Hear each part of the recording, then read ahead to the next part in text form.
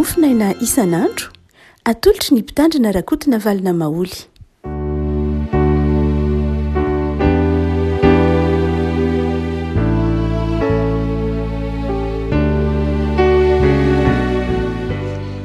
Mifanenava no era-banantsika tratrity talata fa 13 ny volana desambra ity ny mofinaina izay voalahatra ao antsika dia ny taratasy nosoratan'i Paoly ho an'ny Titosy toko faharoa, Titosy toko faharoa andiny faha 1 ka hatramin'ny 5 vakitsika amin'ny anaran'i Jesosy.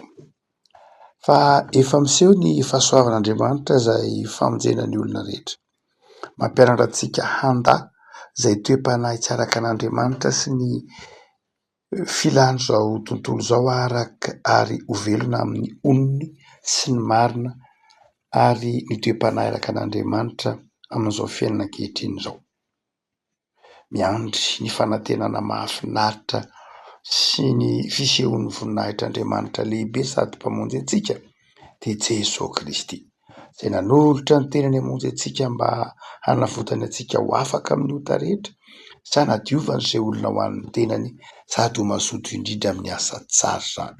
Izany no lazao sy hananaro ary handrarao amin'ny fahefana rehetra aza vela isy hanao tsinotsinonanao. Ray masonao manamasinana amin'ny fahamarinana ny teninao ny fahamarinana. Amen.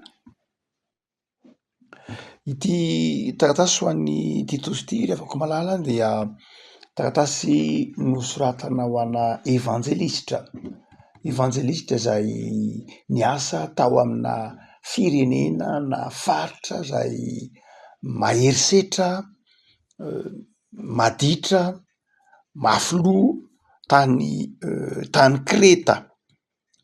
Hitantsika amin'ny 12 manao hoe ny Kretanina dia mpandainga, biby ratsy, kamo be tenda. Izany hoe amina firenena izay ambaran'ny Paoly eto fa sy fantatra tamin'izany fotoana izany fa ratsy fitondratena ary ngambany hoe ratsy fitondratena ary tsy mahalaza toetra ny mponina tany Kreta, ny Kretanina tsy mahalaza azy satria tena nalaza ataontsika hoe tamin'ny toetra tsy mendrika ny olona tao Kreta. Kanefa dia navelan'i Paoly na nirahin'i Paoly niasa tao Kreta i Titosy. Ary rehefa niasa tao Kreta Titosy mazava ho azy firenena sarotra hotsika teo dia tsy maintsy ho nanana fomba fiasa entitra sy mazava izy mba ahafahana mitoro ny filazantsara amina firenena tahak'izany.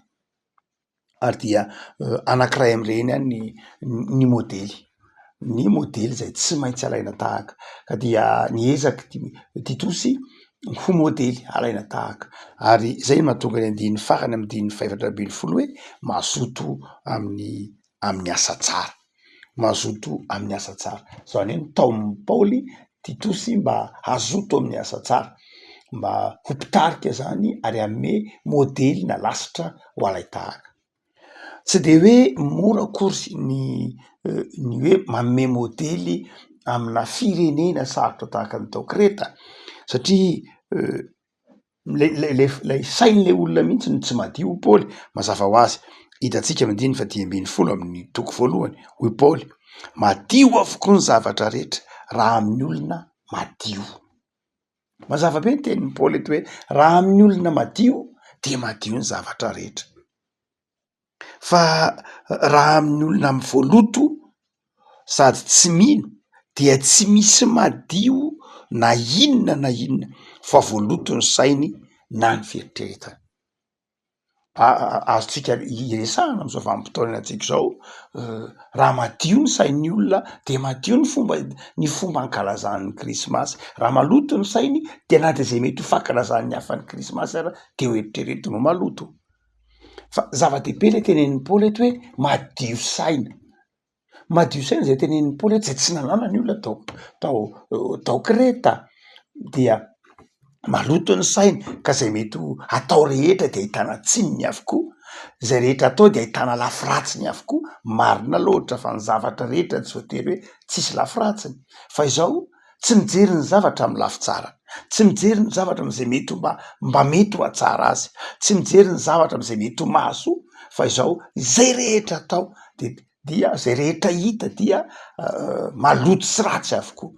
Dia hoy Paoly eto miteny hoe sarotra ny mijoro vavolombelona am'izany firenena maloto saina, olona maloto saina ka tsy avy hijery ny tsara eny aminao, tsy avy hijery ny zavatra ataonao hoe tsara, tsy avy hijery ny fikelezana ainanao hoe mety, fa izao avy hatrany dia misy tsara ny anakina fahatany na koa ny anjera fahatany, ny anongotra fahatany. Ary dia hoy Paoly manao hoe satria tsy izy finoana izy.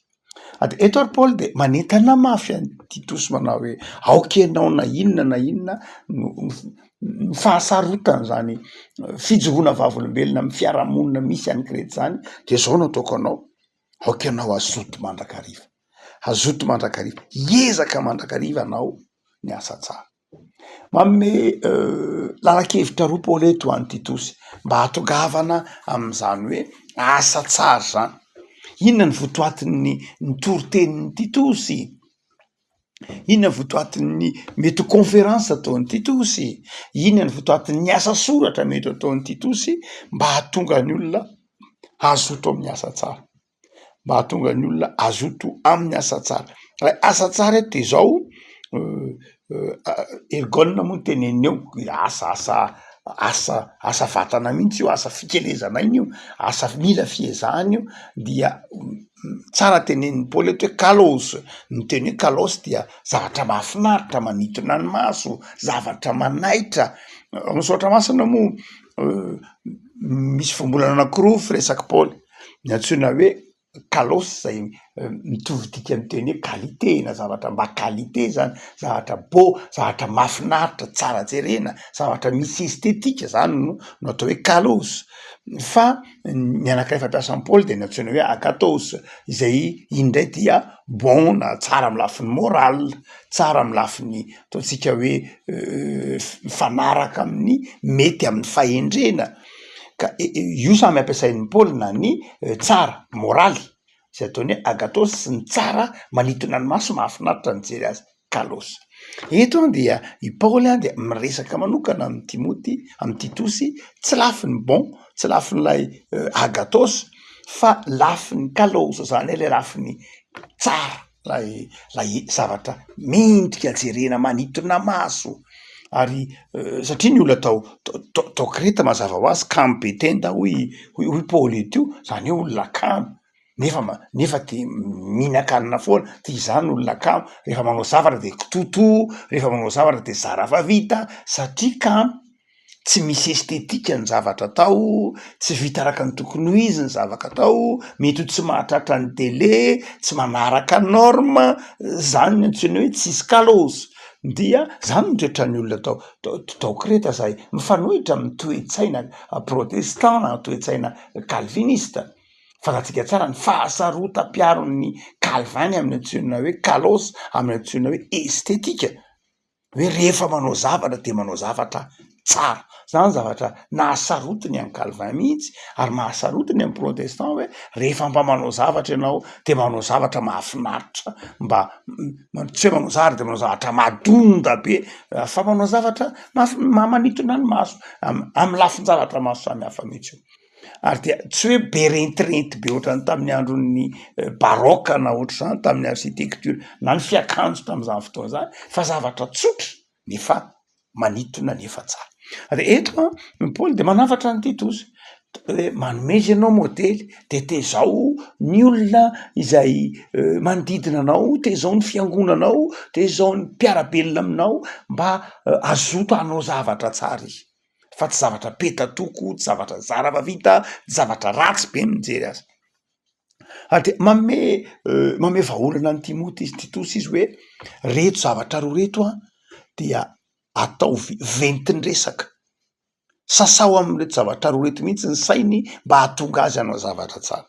Voalohany indrindra de hoy izy manao hoe olona efa navota amin'ny tompo izy, olona afaka izy. De mivoambolana ampiasain'ny Paoly eto lutro, zany hoe olona zay afaka, olona mahaleo tena, olona tsy miankin-doha, olona tsy voafatotra na inona na inona. Zany hoe ny fampianaran-ditozy amin'ny fiangonana atao Kreta ka mba hahatonga anao atsangan-javatra tsara, mba hahatonga anao mahavita zavatra tsara de zao olona mahatsiaro hoe afaka ianao. Aminao zany ny asa de tsy zioga, ny asa tsy corvée, fa ny talenta de zao fifaliana ny fananana azy. Be de be mantsy ny olona mieritreritra ny asa ho corvée, mieritreritra ny asa ho zioga hoe sy tinge tsy maintsy atao e, sy tinge fivelomana ka tinge sa atao ty fa tsy mety raha tsy atao ty e, tsy mahazo vola, tsisy karama, tsy tian'ny olona. Be de be ny mety ho toe-tsain'ny olona. Zany rehetra zany tsy hoe maivana akory, fa zany rehetra zany tsy mahatonga anao ahatratra ny antsoina hoe kalosy araka ny tenin'ny Paoly, tsy mahatonga anao ahatratra zavatra tsara. Raha mbola mahatsiaro anao hoe ity zavatra ty de karama fotsiny, atao ka atao, ity asa ty de vitaina fotsiny, ity asa ty dia raha tsy afaka am'zany toe-tsaina zany ianao, Lutro afaka no afahana tam'zany toe-tsaina zany ianao de zao dia rehefa afaka am'zany toe-tsainy zany ianao de afaka mikendry zavatra tsara. Ary fantatsika tsara ny akabeazany zavatra reo mpanao asa tanana, ireo mpanao hosodoko, reo mpanao sikotra, reo mpanao mozika, reo mpampianatra, reo mpikaroka isan-karazany de zao samy nieritreritra ny asany, samy ka nahavita zavatra tsara de tsy nieritreritra an'zany ho zioga, tsy hoe miasa hatramin'ny hariva be de zioga, fa entiny lay fitiavana lay asa satria olona afaka, tsy ny fatoran'ny vola, tsy ny fatoran'ny toe-tsaina miankin-dava. Ary dia zay ny mahatonga Paoly miteny hoe tsara ovo tsara fefa noafahan'ny Kristy ianao, amy tori-teninao mba hahatonga ny olona afaka anao zavatra tsara, amy fampianaran'ny fiangonana, amin'ny fitondrantenanao de asehoy fa olona afaka ianao, zany hoe olona tsy manana fatorana na inona ka afaka manao zavatra tsara, tsy manao zavatra mba ahafaly ny olona hoe ahafaly ny olona ety ivelany, fa manao zavatra ianao satria mikendry zavatra tsara. Ary eto Paoly de manazava manao hoe ao amy Kristy misy an'zany fanafahany zany, misy an'zany fanafahany zany. Ary io no mahatonga ny hoe ny olona ankehitriny nandany hoe ny piramida tany Ezipta rehefa natao ny fikarohana zany satria nandritra ny taona maro de nieritreretana foana manao hoe ny nanao an'ireny piramida, reny mastaba, reny zavatra be de be temple isan-karazany any Ezipta tamin'ny 3,000 taona lasa talohan'ny Kristy aza de nieritreretana foana hoe andevo nanao azy, fa rehefa aty aoriana de voaporofon'ny olona fa tsy andevo nanao azy. Misy andevo mibata entana sotran'izany, fa tena nisy olona manam-pahaizana, nisy olona saina maro isan-karazany na nahitana voaingana nahitana hoe sy te manodidina lay toerana hoe olona nanana ny naha-izy azy, tsy hoe ouvrier zara-faninankanina fa olona tena tia ny asany, olona nanana ny naha-izy azy, olona naran-tsaina, zany no nanao an'ireny zavatra ireny. Ilazana fa ny olona rehefa miankin-dava dia tsy mahavita na inona na inona izy. Zay mahatonga ny hoe afaka manao zavatra tsara tsika satria tsika efa noafahan'ny Kristy. Raha miteny hoe noafahan'ny Kristy eo tsy amy lafiny ara-panahy ihany, zay ny voalohany, fa amy lafiny ara-tsaina koa, tsy amy lafiny ara-tsaina ko ihany fa amy lafiny materiela koa, zany hoe omen'Andriamanitra atsika ny fitaovana rehetra fa hatsika manao zavatra tsara. Andriamanitra tsy mitaky zavatra tsara amitsika raha ohatra ka tsy manome ny fitaovana hoentintsika manatanteraka ny tsara izy. Fa eto Soatra Masina miteny hoe fahafahana de zao satria na hoe famonjena de mena atsika ny fitaovana ahafahana manao zavatra tsara, de afaka mitaky zavatra tsara amitsika mihitsy Andriamanitra. Afaka malala afaka manao ny tsara mihitsy zany tsika satria meno ny tombotsika ny fahafahana manao ny tsara na ara-panahy na ara-tsaina na ara-batana.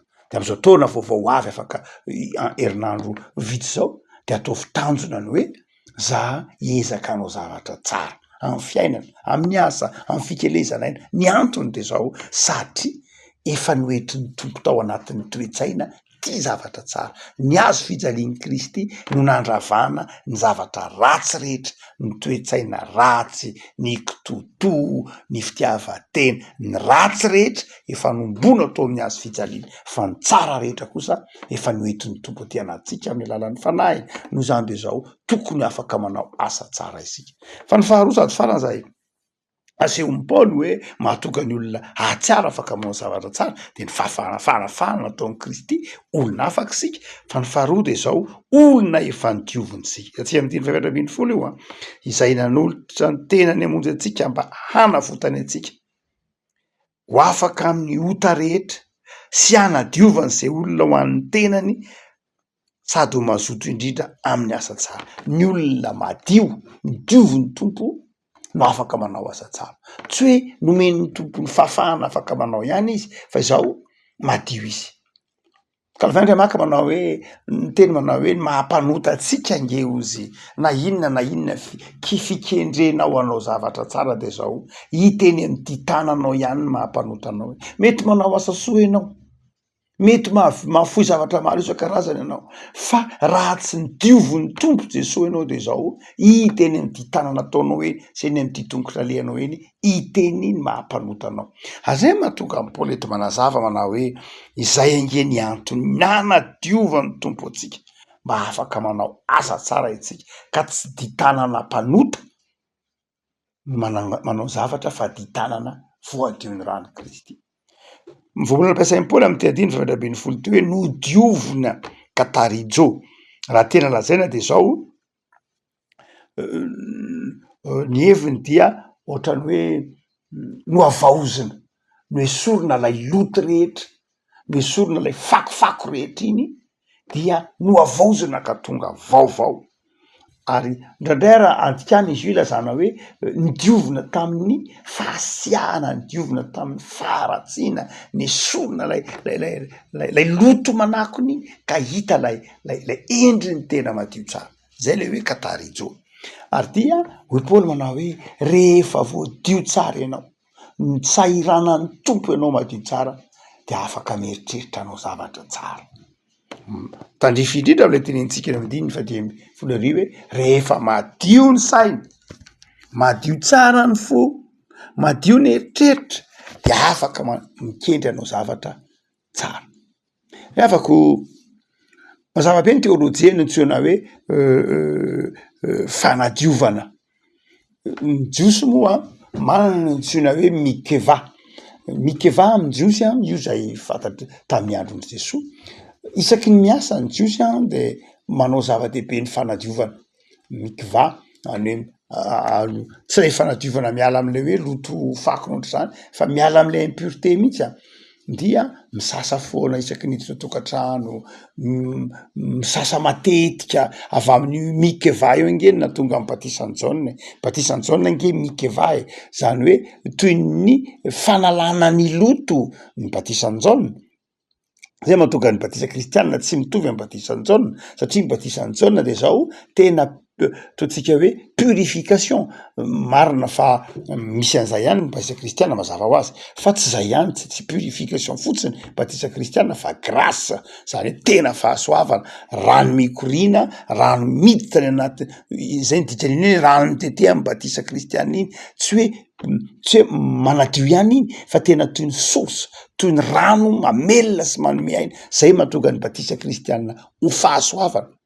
Fa tsy amin'ny lafiny hoe purification na fanadiovana fotsiny ihany, fa ny batisan'i Jaune tsy grâce akory ny batisan'i Jaune mazava ho azy.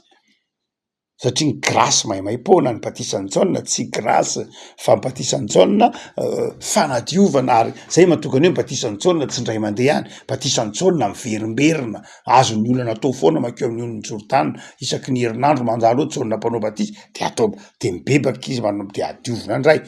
Ka batisan'i Jaune zay batisa kristianina tsy zay fantatsika rehetra zany. Ka ny teny hoe mikeva dia milaza fanadiovana, milaza hoe nidiovin'ny tompo ho madio isan'andro. Ary io no mahatonga ny hoe nidiovina mba ho masina, zay ny dikan'io.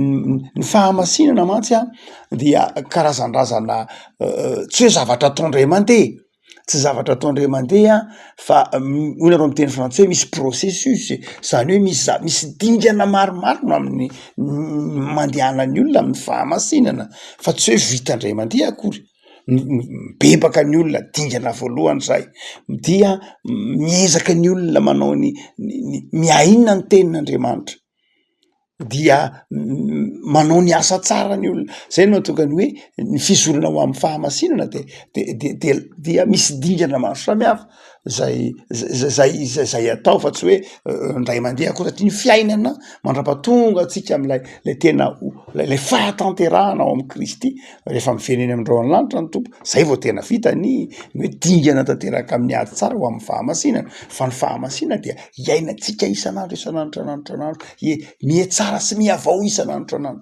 ary zay mahatonga amin'ny Paoly eto miteny hoe fanadiovana isan'andro de mibebaka isan'andro de madio saina, madio fo, madio heritreritra, madio fifandraisana mampatsiaro ny hirany rakotony rainy Johnson ny amin'ny hira fa 7:700 hatramin'ny fifandraisana azy ho rakotony rainy Johnson dia mila diovinao hatramin'ny fisakaizahana amin'ny namana ny olona ifandraisanao dia ifandraisanao amin'ny fo madio dia izay mahatonga Paoly eto manantitrantitra amin'ny Titosy izay ainanivina firenena tsy madio ratsy saina toy izy manao hoe manomeza ianao modely de aoka ianao madio ny fisainanao ny fijerinao rehefa madio ny zavatra ataonao de zao mandroso tsara ianao amin'ny asa tsara rehavako malala am'izao taona vaovao hiditra izao de taonitsika hanao asa tsara hanao asa tsara amin'ny asa fanompona hanao asa tsara amin'ny fitondratena hanao asa tsara amin'ny asa fivelomana hanao asa tsara amin'ny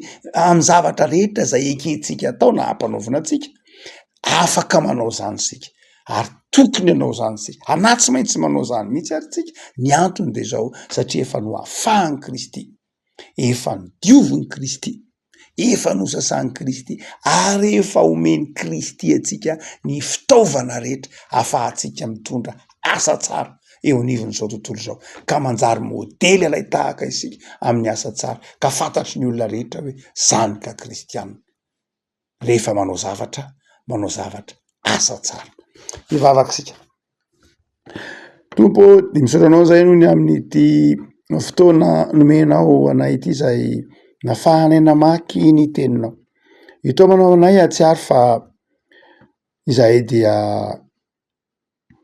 modely amin'ny fanaovana fiezahananao asa tsara efa nidiovinao efa nosasanao navelonao eloko ka tonga mahatanteraka asa tsara amin'ny fiarahamonina vavakizay tompo ity tontolo andronay ity aoka tontolo andro anatanterahana asa tsara ao aminao Andriamanitra aoka tontolo andro androsoanay amin'ny asa tsara mba hifaliany zay rehetra miara-miasa aminay amin'ny vokatry ny asanay mamelanay tompo raha tsy tanterak'izay amin'ny asa mamelanay raha toka mitavozavoza zay amin'ny asa fa tao am'izay hiezaka tao am'izay hanatratra ny fahatsarana izay andrasanao aminay de be fahasalamana sy heritanjak'izay tompo am'izao katoky ny krismasy zao de vandio ny fona tsiraray avy mba marina sy mahitsy eo masonao ny asanay rehetra saotra Jesoa amen